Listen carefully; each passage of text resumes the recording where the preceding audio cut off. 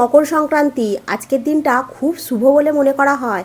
আজকে সূর্য উত্তরায়ণে যাচ্ছে, মানে নতুন শুরু, নতুন শক্তির সময়। আজকের দিনে সকাল সকাল স্নান টান করে আমি একেবারে ছাদে চলে এসেছি। এক ঘটি জল নিই, জলের মধ্যে একটা টাকা দিয়েছি, দিয়ে সূর্য দেবতাকে প্রণাম করে তারপরে নিচে যাব, গিয়ে ঠাকুরের কাছে আজকে একটু প্রদীপ জ্বালিয়ে ঠাকুরের কাছে প্রণাম করতে হবে। কারণ আজকের দিনটা খুব শুভ বলে মনে করা হয়। আজকের দিনে কাউকে কিছু দান করলেও খুব ভালো ফল পাওয়া যায়, জানো তো বন্ধুরা। তাই আজ মন থেকে ভালো ভাবনা নিয়ে আজকে দিনটাকে শুরু করলাম। গুড মর্নিং বন্ধুরা, কেমন আছো তোমরা সবাই? আশা করছি তোমরা সকলে খুব ভালো আছো, আমিও বেশ ভালো আছি। কৃষ্ণায় বাসুদেবায় হরে পরমাত্মনে জনতা ক্লেশনাশায় গোবিন্দায় নমো নমঃ। ওম হে কৃষ্ণ করুণা সিন্ধু দীনবন্ধু জগৎপতে গোপেশ গোপিকা কান্ত রাধা কান্ত নমস্তুতে। হরে কৃষ্ণ কৃষ্ণ কৃষ্ণ হরে হরে, হরে রাম রাম রাম হরে হরে, রাধে রাধে রাধে রাধে রাধে রাধে রাধে।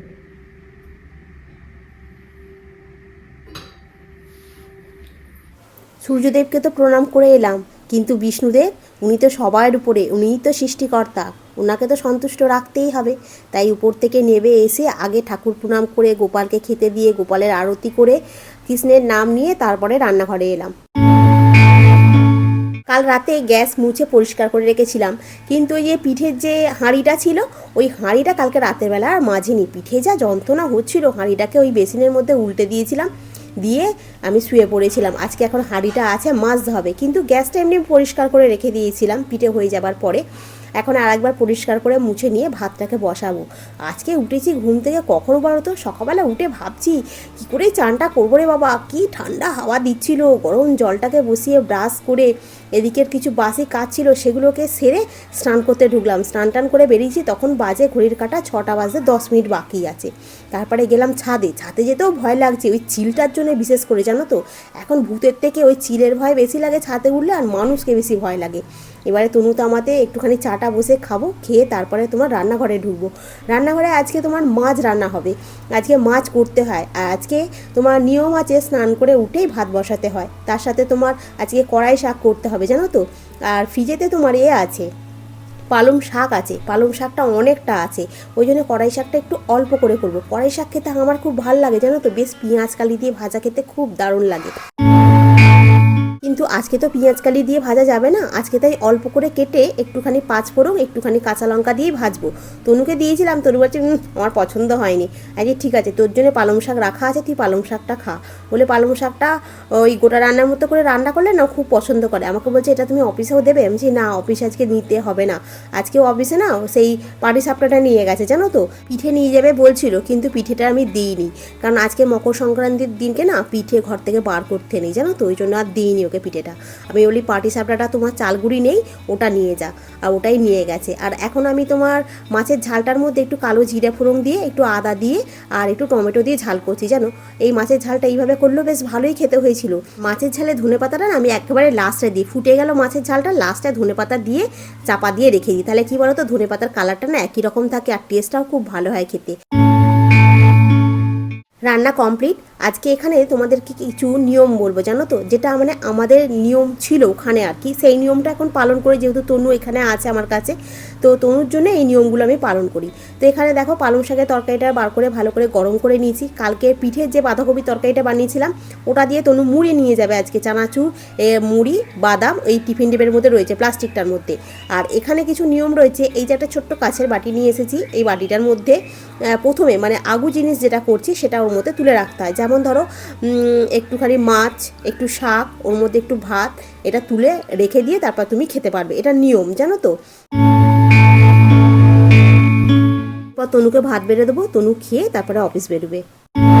তনু বেরিয়ে গেল। তারপরে তোমার রান্নাঘরে কিছু কাজ ছিল, বাসনগুলো পড়েছিল, গ্যাসটাকে মুছলাম, বাসন মাজলাম, ঘরের দুটো বিছনা গোছালাম, দিয়ে ঝাঁট দিলাম, দিয়ে এখন চলে এসেছি তোমার ছাদে। শতাব্দী বলছিলে কালকে তোমার পিঠেগুলো দারুণ হয়েছে। হ্যাঁ, পিঠেগুলো খুব সুন্দর হয়েছিল খেতে গো। আমি তো ওই আজকে পিঠেটা খুব একটা মানে ফুলে ওঠেনি, মানে অতখানি করে যে ফুলে ওঠে ওটা হয়নি, একটু জালি জালি মতো হয়েছে, ফুলেছে কিন্তু ওইভাবে ফোলেনি যেভাবে মানে তোমার ইউটিউবে ভিডিওগুলোতে দেখি, জানো তো।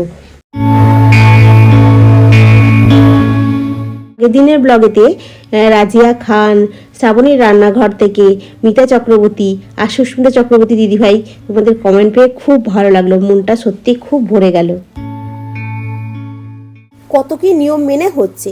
2019 সালে 20 সালে তখন তো আমি পিঠে পার্বণটাই করিনি, মানে আমি কার জন্য করব, একার জন্য আমি করিনি, আর পিঠেও খাইনি সে বছর, 2 বছর আমি পিঠে পর্যন্ত খাইনি বন্ধুরা, জানো তো।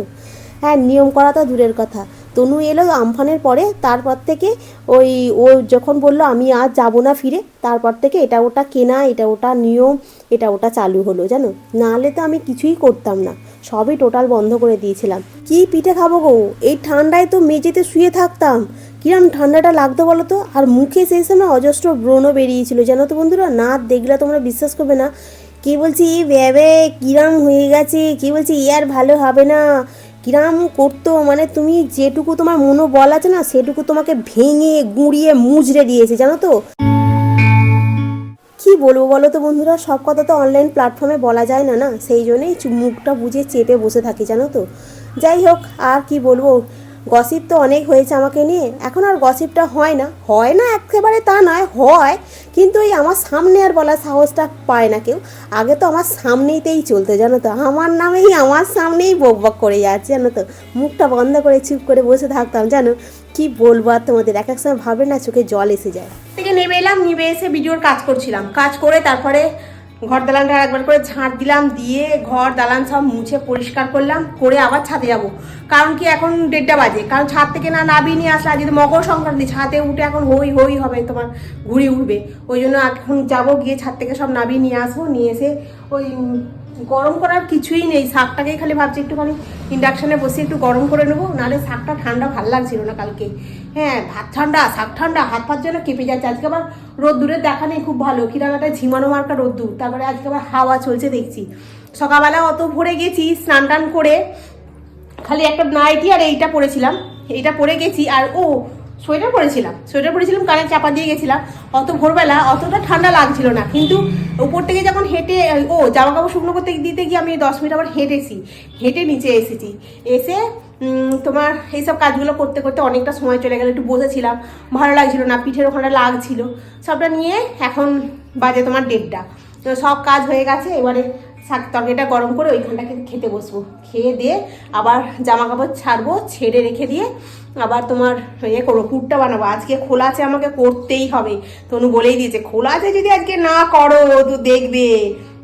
কালকে রাস্তাতেই লাফাচ্ছে, খোলা আছে করেছো, আনছি না, বলছে, আমাকে বলছে না ও খোলাছে নামটা জানে না, জানো, আমাকে বলছে যে কি গো তুমি সে ওই চ্যাপটা পিঠেটা করেছো, চ্যাপটা, আমি বলছি কি চ্যাপটা পিঠে, বলছে তুমি সব জানো, তুমি খালি ওরম করছো। আমি বলছি না রে তনু, আমি ভুলে গেছি, কি চ্যাপটা পিঠে বলতো, ওই যে নারকেল দিয়ে চাল দিয়ে মেখে আর চাটুতে দিয়ে এরকম চ্যাপটা করতে না, ওই পিঠেটা কিন্তু করবে। আমি বলছি যে ওই পিঠেটা আজকে হবে না, বলছে কেন, আমি বলছি নারকেলটা সব আমি দিয়ে ফেলেছি, আর কালকে আমি করে দেবো। রাস্তাতেই লাফাচ্ছে, হ্যাঁ করছিল। আমি বলছি যে চুপ কর, একটু শান্ত হ, আজকে তুই আসবি, আজকে তোকে আমি করে দেবো। আজকে পাটিসাপটা ছিল, অনেকগুলো পাটিসাপটা ছিল, প্রায় 8খানা-9খানার মতো পাটিসাপটাকে দিয়েছি। বলছে আমাকে পিঠে দাও, কী বলে সেদ্ধ পিঠে দাও। আমি যে এটা নারকেল, ধুর বাবা, বাঁধাকপির তরকারিটা ওটা দাও, একটু খেজুরের গুড় দাও। আমি বলছি না, পিঠে নিয়ে যেতে নেই, এটা বলেছি, কিন্তু হয়তো আমি দিতাম। কি বলো তো, আজকে তো মকর সংক্রান্তি, আজকে ঘর থেকে চালের জিনিস বার করতে নেই, ওই জন্য দিইনি। আর পাটিসাপটাটা কী হয়েছে, পাটিসাপটা তো তোমার সুজি আর ময়দা দিয়ে তৈরি, ওই জন্য ওটা দিয়েছি। ওটা নিয়ে যা, বাড়িতে লোক এলে খাওয়াতে পারবে, কিন্তু বাড়ি থেকে চালের জিনিস আজকের দিনে ঘর থেকে বার করে দিতে নেই, তো সেই জন্য আমি দিইনি। আর আমি কটা খেয়েছি টিফিনে, পাটিসাপটাটা খেলাম, তারপরে তোমার ওই আজকে পিঠেটা কালকে বেশ ভালো লাগছিলো খেতে, আজকেও বেশ ভালো লাগছে, কিন্তু আবার ঠান্ডা হয়ে গেলে অতটা লাগছিল না, কিন্তু কালকে খুব ভালো লাগছিলো খেতে। তো এখন আর কয়েকটা পিঠে পড়ে আছে টেবিলে, ভাতটাও আছে, এখন যাই ছাদ থেকে ঘুরে আসি, আগে ঘুরে এসে তারপরে তোমার ওখানটাতে বসবো খেতে।